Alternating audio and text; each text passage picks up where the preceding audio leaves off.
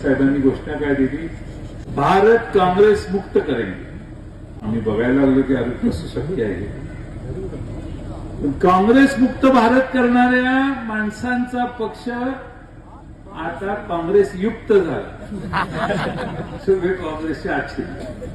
भारतीय जनता पक्षाला स्वतःच्या कार्यकर्त्यांना न्याय देता येत नाही. या शहरामध्ये काँग्रेसमधून राष्ट्रवादीमधून जे तिकडे आले त्यांच्या कुबड्या घेऊन या शहरामध्ये जर निवडणूक लढवावी लागत असेल, आपण विचार करा. सत्तेसाठी काहीही भारतीय जनता पक्ष करू शकतो आणि भारतीय जनता पक्ष पाहिजे ती कॉम्प्रोमाइज करू शकतो.